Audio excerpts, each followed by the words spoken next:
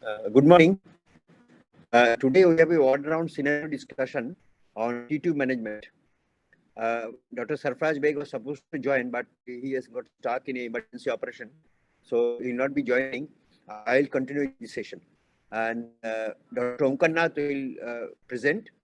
And I just give a scenario that a 45-year lady underwent cholecystectomy and cholecystectomy, and the cholecystectomy rent was repaired over a T-tube, and she is the ward with the T-tube on, and you are examining the patient on the first post-op day. Okay, we'll discuss the T-tube management, but before that, I would like to ask you, this patient has got a T-tube and the rent was repaired over a T-tube. Can you tell me what are the indications for use of T-tube in biliary surgery? Where else, apart from this cholecystectomy, where else you can use the T-tube? If there is failed ERCP, in that case, you can use T-tube. No, failed ERCP means again a CVD stone where you have removed and close rent over a T-tube. I am saying any other condition, the biliarity, where you might need to use the T-tube. For ERCP stenting in case of biliary stricture. No. I'm talking of T-tube. One indication for use of T-tube is while you manage the cholecystectomy rent, you can close it over a T-tube. Where else T-tube can be used in biliary surgery? Any other conditions? Don't know. Suppose you are doing cholecystectomy and there is a injury in the bile duct. Okay, it's not a complete transection or even the complete transection or a partial tear. You can repair the injury over a T-tube. Why do you use a T-tube in that situation? To drain the bile. To drain the bile, so that it will act as a stent. So in bile duct injury, you can repair the injury over a T-tube. Any other condition where you have seen this being used or can be used? Although not very routine, some surgeons use it to stent a bilioenteric bypass. That means if you are doing a hepaticoduodenostomy or hepaticoduodenostomy, you can use a T-tube from above, not to the site of anastomosis. So this can be used as a stent for protecting or the bilioenteric anastomosis. Okay.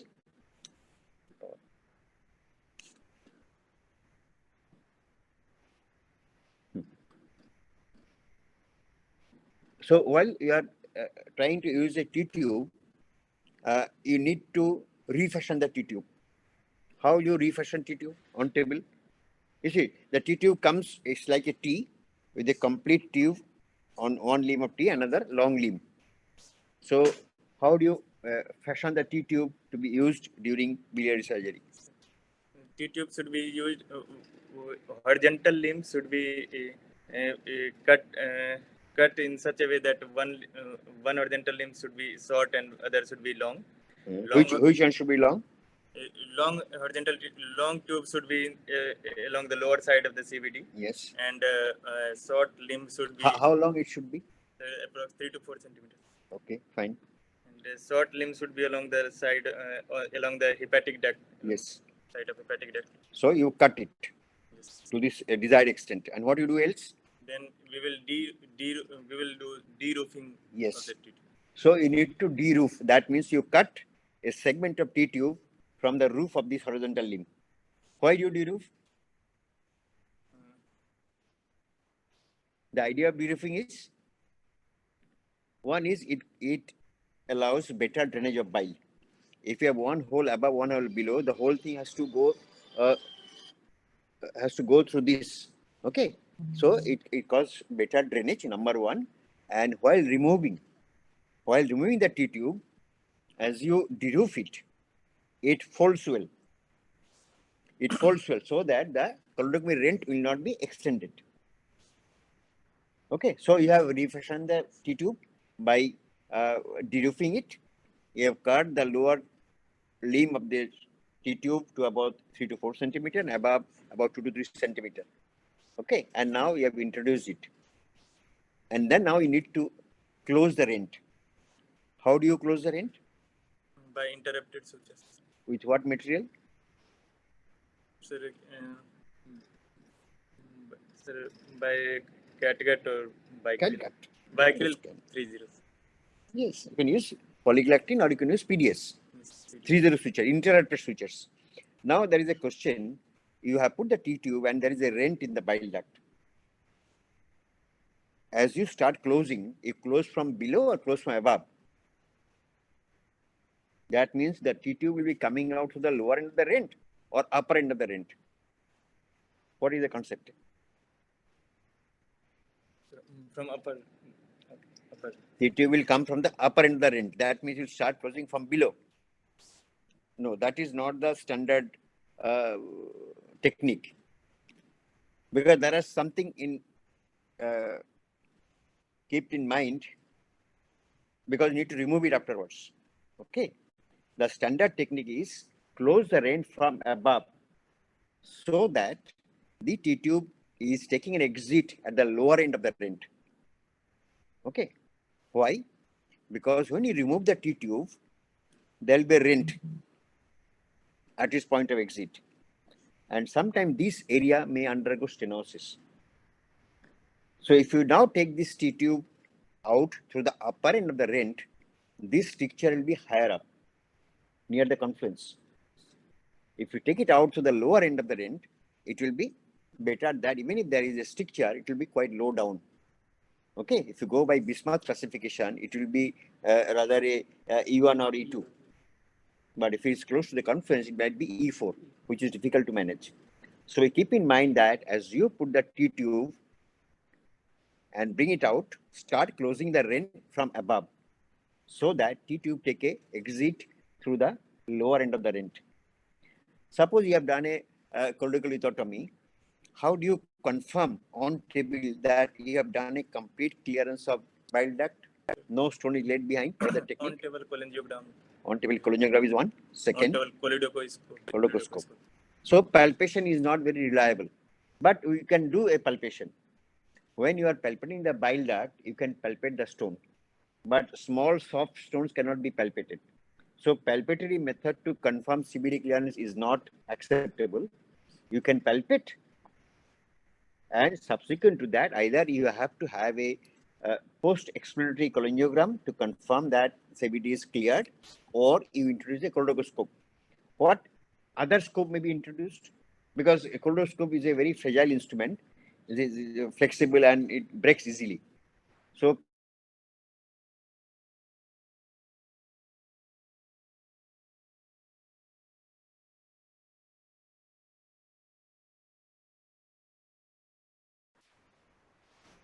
okay. So what other gadget may be used? Apart from colonoscope, what other gadget may be used to visualize the interior of the bile duct? Yes, you can use a rigid instrument, rigid ureteroscope.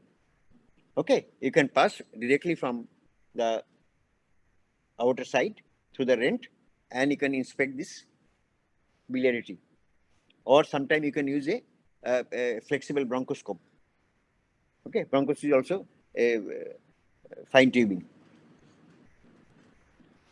Okay, once you have confirmed that you have done a complete clearance of bile duct, what are the options before you?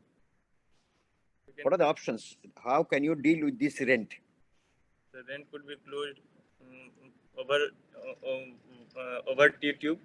Second, if one is close it over a T-tube. Yes. If there is complete clearance, then it could be we can do primary closure. Primary closure. Yes. What else? Primary closure over a T-tube. Anything else? Any other option to deal with this coldocotomy? Particularly, there are some situations. You have multiple stones in the bile duct. There is biliary mud. You are not sure about the clearance, and this patient has got recurrent CBD stone. You have a very much dilated biliary tree. Anything else can be done? Bilioenteric anastomosis. Yes. So these are the three options. What is the advantage of putting a T-tube? there will be no leakage of bile. Bile there will be so there will be less chance of biliary um, peritonitis. Yes. And, So if you think of a T-tube insertion, the advantage of T-tube insertion is this T-tube will act as a stent, and immediate post-op period when you handle the biliary tree, when you manipulate around the ampullary region, there is ampullary spasm. So the interbiliary pressure may go high. So if you do a primary closure, there is a risk for leakage of bile through the suture line because of increased interbiliary pressure. T-tube prevent that. What is the disadvantage of T-tube? You put a T-tube, what are the disadvantage? there is risk of bleeding, infection, You migration. see, only for T-tube insertion, there is no extra risk of bleeding. Because you have done a coldocotomy, you have done a clearance, just putting T-tube is not the cause for bleeding. What are the disadvantage of T-tube? So migration, there could be migration of the Where? T-tube. T-tube is a rigid tube. How it can migrate? What are the different problems with tube? Number one is, you see, state. yes. The first thing is, once you put the T-tube, you need to wait for about 8 to 10 days before you could do a cholangiogram and take it out. So this results in a prolonged hospital stay, number one. Number two, this patient will need a repeat cholangiogram before you take it off.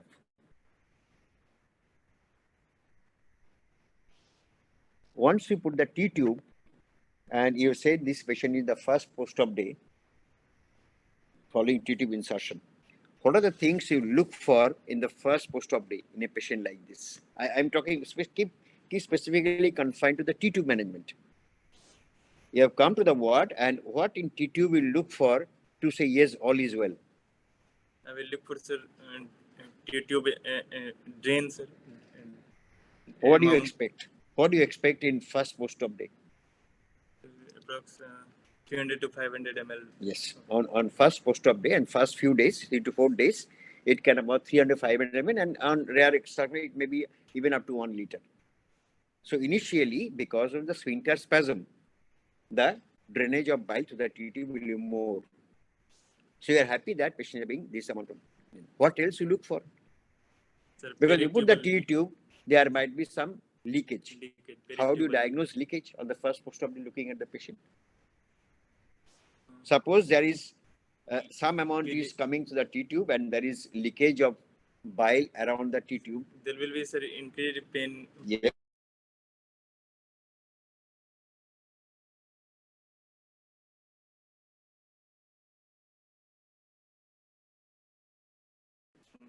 Jaundice could be there. If it is leaking bile, why should jaundice? T-tube is there, some amount of bile is leaking, jaundice will not come immediately the first post-op day. This pain will become initially localized, and later on, if there is spreading of bile to the whole peritoneal cavity, patient will have generalized pain. Nausea, vomiting. Nausea, vomiting will be there. Okay, that is one situation. So there might be some leakage also. We put the T-tube. You come in the first post-op day, you find there is no bile at all. It is completely dry. Is it okay to accept, or something is wrong? Something is wrong. Okay. You put the T-tube, there has to have some bile being coming out through the T-tube. What might have been happened? No bile coming through the T-tube. There could be, sir, leakage of the bile. Leakage. There could be no, try to understand. Leakage of bile where? Into the peritoneal cavity. If T-tube is in place, it should drain some amount. Some may go to the peritoneal cavity. There could be. Yes, number one is block. The T-tube is blocked, number one. Number two. There could be migration. What migration? What? Okay, it's not called migration. It's called as dislodgement. Patient has been shifted from OT table to the trolley, from trolley to the bed. Patient might be turning in the bed. So the tube might get dislodged. Because you fix the T-tube to the skin, there is a chance that this tube might get dislodged. Okay? So if there is no bile at all, you should keep in mind that tube might be blocked, or outside also the tube may get kinked. You look for any kink in the tube. Then, if there is a dislodgement, how will you diagnose dislodgement? Dislodgement, I mean this, the tube has come out from the cholangiogram rent. So what can happen? There will be First post-op day, keep in mind, this is the first post-op day, no track is formed, the tube is out, and there is a rent in the bile duct. What is going to happen? sir, bile from the bile duct will go inside the peritoneal cavity and develop peritonitis. Two things can happen. You see, it is not always that, because while doing T-tube placement, you also put a drain in the subhepatic space. Okay, so this leakage of bile may occur, and this bile may either be whole amount of bile is coming out through the drain, or maybe the drain is not working, or partly is coming to the drain, and this patient has got spread of bile to the whole peritoneal cavity. How you diagnose that? One is tube is dislodged, localized bile peritonitis, or generalized bile peritonitis. How do you differentiate? The pain intensity of pain, sir, What? will be more in case of Intensity generalized. means mainly if you have a localized bile leak and coming out to the drain, patient will have pain which is confined to the right upper quadrant. Okay. But if the bile is leaking in the peritoneal cavity, patient initially have pain in the upper quadrant, then subsequently the pain will become generalized. So there will be signs, symptoms of generalized biliary peritonitis. What to do? You are suspecting that there is dislodgement of the tube. How can you make out? Because from outside you see only the limb coming out. How can you confirm that the tube is dislodged?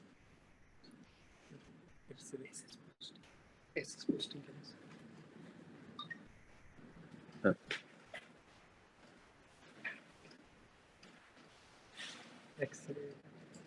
What? If you do a plain X-ray, what can you make out? If you do a plain X-ray, can you make out the T-tube?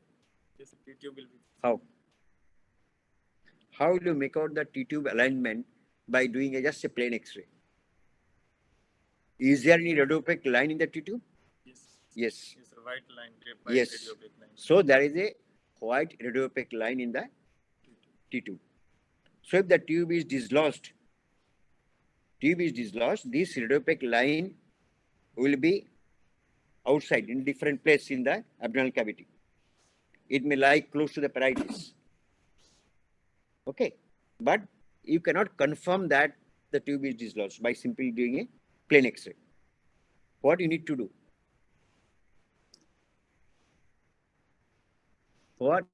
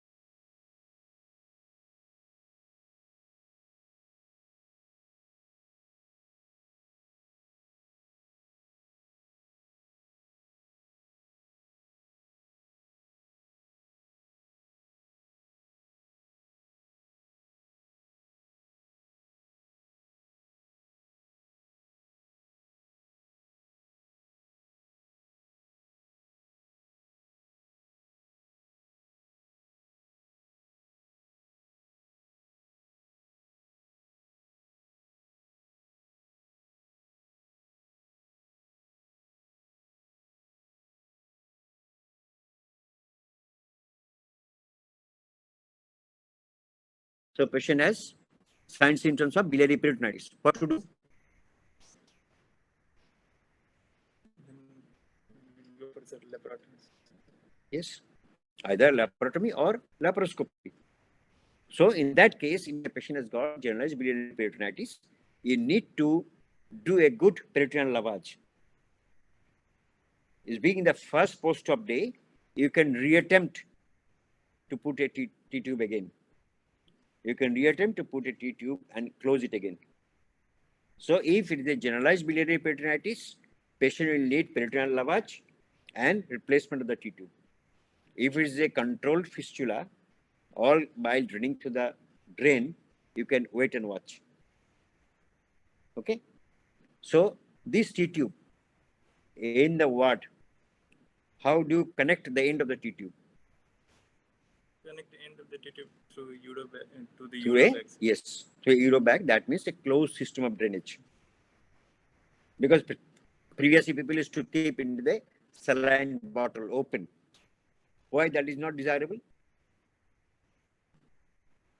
If you just keep this T-tube connection to a open saline bottle, what is the problem? The risk of ascending infection. So this T-tube should be connected to a closed system of drainage. What is the subsequent management of the T-tube? So first post-op day, you have done a proper assessment of the patient, like any other major surgery, our vitals, our input, output, okay, analgesics, chest physiotherapy, limb exercise. So all these has to be done. And particularly care about the T-tube. What is the subsequent management of the T-tube? We will check the daily output, T-tube Yes. output. What do you expect? Maybe that she is in the ward for a 4th, 5th, 6th, 7th day. What do you expect on 6th or 7th day? The amount will decrease. Yes. As the spasm goes off, this biliary drainage should decrease because some amount of bile will go through the main duct into the intestine. So this output should decrease. Then next is what? Then we will go for T-tube cholangiogram. When? On 8 to 8, day 8 or 8 to 10. Okay, fine. So on the 8th day, you decided to do T-tube cholangiogram. How you do a T-tube cholangiogram? What is the technique of doing T-tube cholangiogram? We will clamp T-tube. Yes. And flush the T-tube with First of all, it should be done under aseptic precaution. Yes. You should under aseptic precaution. You should glove yourself and then clean the T-tube with antiseptic solution. Clamp it. And then first step is? Then flush it with normal saline. Yes. Flush with about 20 to 30 ml of normal saline. Why do you flush the T-tube before you put the contrast? If there will be air bubble, then it will. Okay. So if there is an air bubble will be flushed off by this saline flushing. Then what contrast you take? Then we will inject 60% of urographene. Yes. 2 to 3 ml. Yes. So initially you inject 2 to 3 ml. But before you inject, you should take a control film. Why? Why do you need to take a control film before you inject contrast? Differentiates. Rarely, although 10% stones are radiopaque, if you have a radiopaque stone being laid behind, if you put contrast, you cannot see the stone. Radiopaque stones are white. So you put contrast, radiopaque stone will get same white as the contrast. So to exclude a radiopaque stone, you should do a control film. Then we will inject 2 to 3 ml. Of 60%. And once you are injecting, you are just injecting blindly or you have a real-time vision? Under fluoroscope. Yes. This T-tube cholangography has to be done in a X-ray unit where there is facility for fluoroscopy. So you inject slowly and look at the fluoroscope.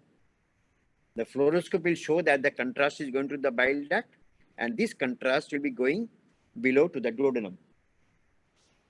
Okay.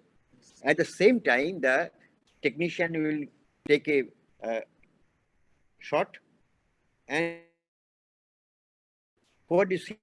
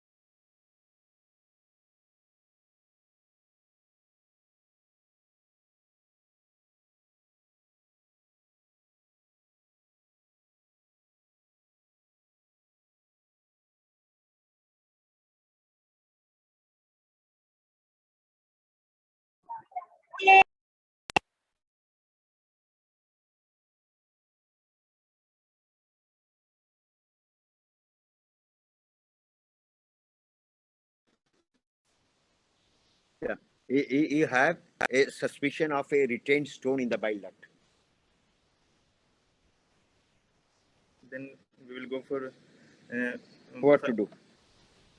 first we will try mechanical flushing. Depends.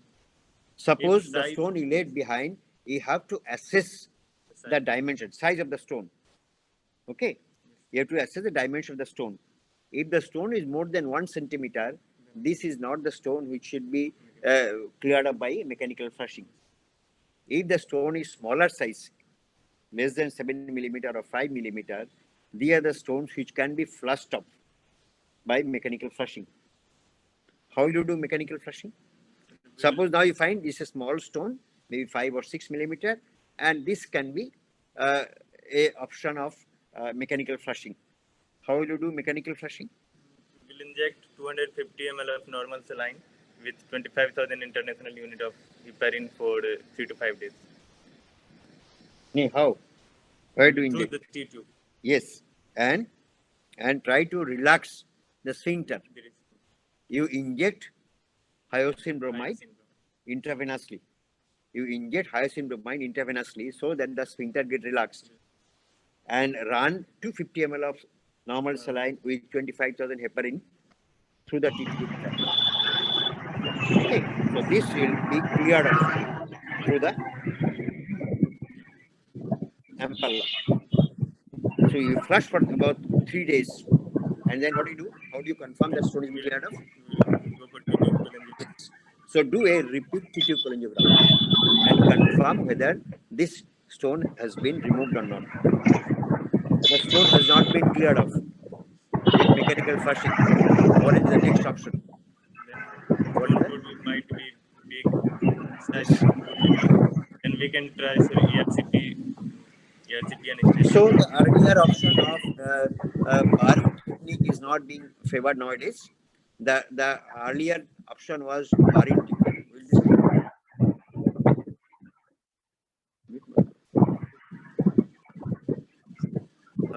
So the best option now will be ERCP, sphincterotomy, and stone extraction.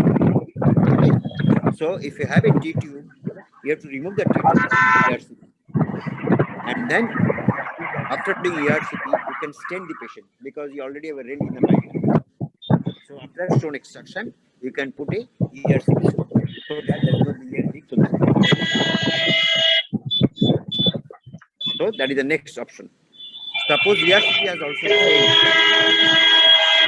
ERCP has failed to clear this retained stone. What should be done next? Percutaneous transfer cholangiogram. Cholangiography is not the treatment. You have a retained stone. You have a retained stone which ERCP could not clear. Sir, Mechanical flushing has failed. Sir, we can try, sir, ESWL, sir. ESWL.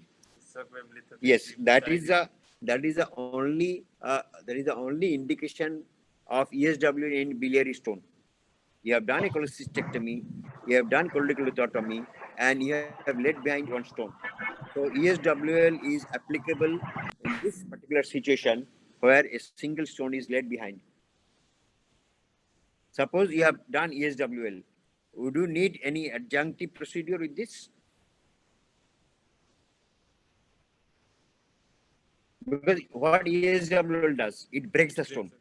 So this stone fragment has to be cleared off. So if you break the stone, either you do a mechanical flushing or you do a endoscopic sphincterotomy. Because breaking the stone may not clear all the fragments. So you need either to have a mechanical flushing or do a ERCP sphincterotomy. Okay. What was Barin technique? Some old examiner might ask you, what is Barin technique for management of retained CVD stone? Sir, after T-tube cholecystectomy, patient is sent home and asked to come back after 4 to 6 weeks, so that why this waiting? So that T-tube track got matured. Yes. So Barin technique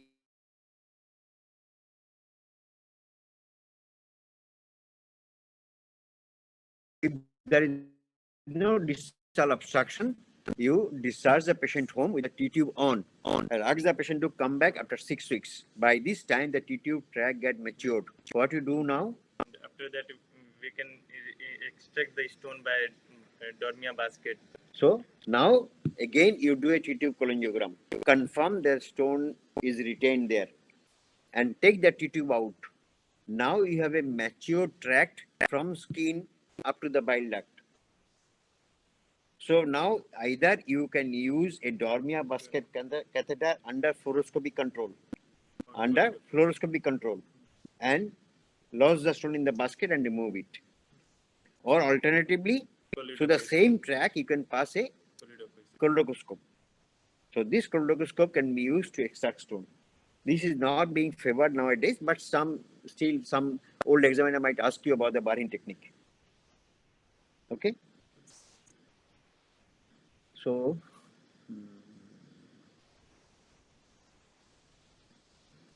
now you are doing it while doing T-tube cholangiogram, you find that the contrast is not going to the duodenum.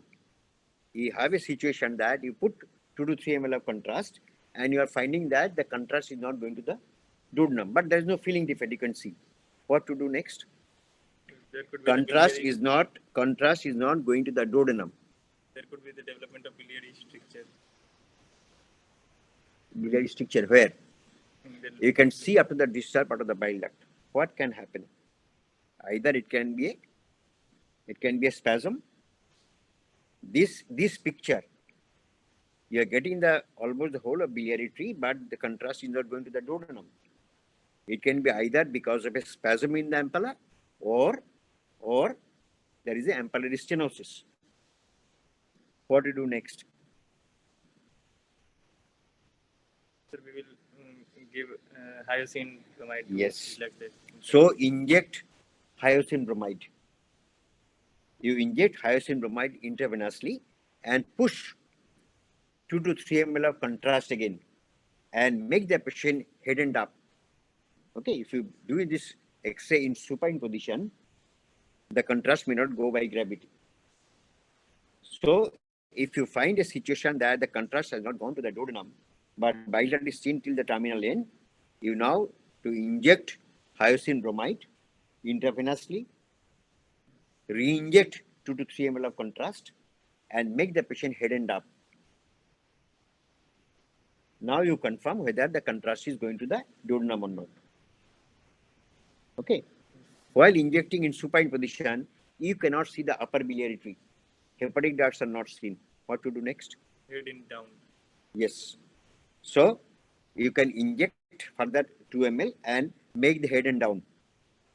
Now the contrast will fill the hepatic ducts and may this contrast go into the intrahepatic biliary radicals also.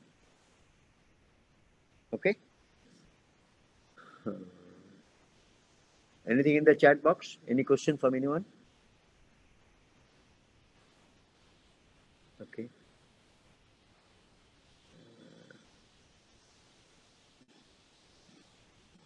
Have you heard what is called as now cholangioscopy? Now a new investigation has come for evaluation of bile duct. Now goes by a new term known as spyglass cholangioscopy. What is that? What is that? Don't know. You don't know? You say a new imaging has come where you can so long with the endoscopic retrograde cholangiogram examination, the endoscope was lying in the duodenum, and you visualize the biliary tree by injecting contrast by passing a cannula into the biliary tree. There is no scope of visualizing the interior of the bile duct. So you are saying ERCP, endoscopic retrograde cholangiopancreatography. That means you inject contrast in the biliary tree and see the contrast-filled biliary tree. Now a new gadget has come where through the mother scope, another scope is introduced to the side channel. This is called as cholangioscope. This cholangioscope is taken through the mother scope, and as it goes to the ampullary region, this cholangioscope is manipulated into the biliary tree. So this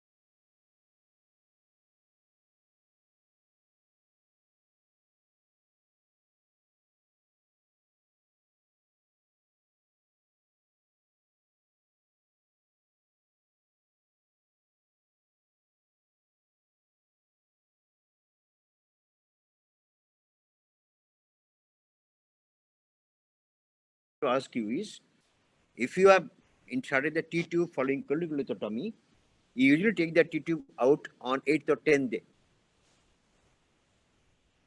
You have used the T-tube as a stent after repairing a bile duct injury. In that case, ideally, this T-tube should be kept for about 6 weeks because healing of the biliary tree requires about 4 to 6 weeks. Okay, so you should keep the stent for a longer time if this T-tube has been used for a bile duct injury repair. Okay. Okay, I think we should say bye today. Thank you. Thank you. Thank you.